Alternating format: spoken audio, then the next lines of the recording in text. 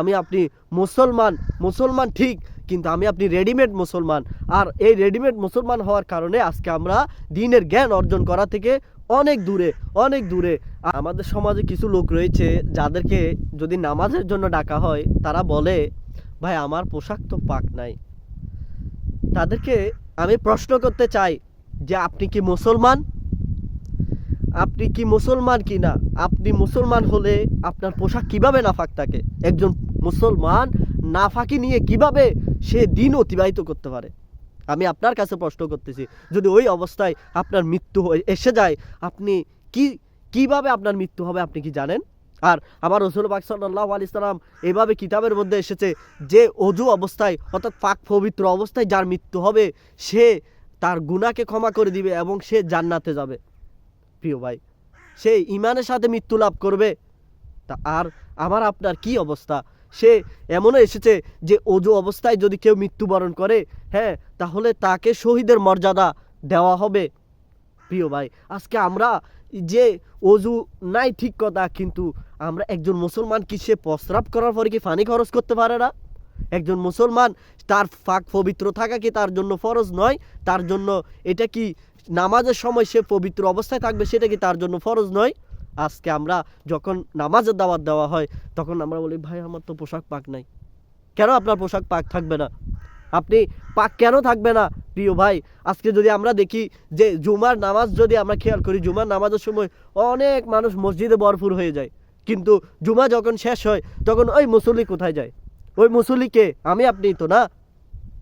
জুমার সময় দেখবেন গাড়ি চলতেছে, নামাজ চলমান, গাড়ি চালাইতেছে। প্রিয় ভাই, আপনি মুসলমান হলে অবশ্যই আপনার দায়িত্ব হচ্ছে আপনার সব সময় পাক পবিত্র থাকা এবং নামাজের যখন সময় হবে আপনি নামাজের জন্য দণ্ডায়মান হওয়া। হ্যাঁ ভাই, আজকে খুবই লজ্জার বিষয়, খুবই দুঃখের বিষয় যে মুসলমান যখন একজন বিধর্মী কালেমা পাঠ করে, যখন সে অন্য কোনো বিধর্মী যখন কালেমা পাঠ করে, তখন তাকে আল্লাহ তাআলা এমনভাবে পবিত্র করে দেন সে যেন আজকে মায়ের গর্ভ থেকে জন্ম নিয়েছে। তার অতীতের গুনাহ ক্ষমা করে দেন এবং ওই গুনাহগুলোকে নেকি দ্বারা পরিবর্তন করে দেন। আর তার যখন সে ইসলামের মধ্যে কালেমা পাঠ করার কারণে সে পবিত্র, সে যখন ইসলামের ভিতর ঢুকে যায় তখন তার কাজ হচ্ছে নামাজ আদায় করা, আর নামাজের জন্য সে বিভিন্ন মাসলা মাসাইল শিক্ষা অর্জন করা।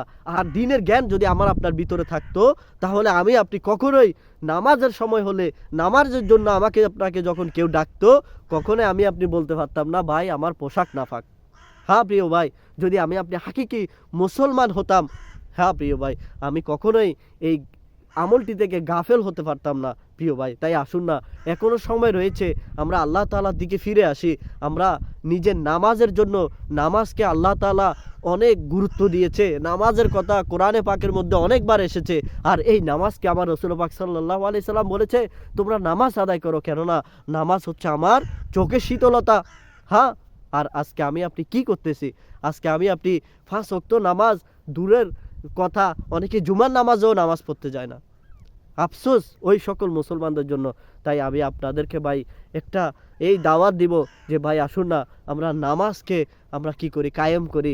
নামাজের মাধ্যমে বান্দা সকল পেরেশানি দূর হয়। নামাজ হচ্ছে জান্নাতের চাবি। নামাজের মাধ্যমে একজন মানুষ গুনাহ থেকে বেঁচে থাকতে পারে। আসুন না প্রিয় ভাই, আমরা ইনশাআল্লাহ নিয়ত করি যে আমি নিজে নামাজ আদায় করব, অপরকে নামাজ পড়ার জন্য উৎসাহ প্রদান করব।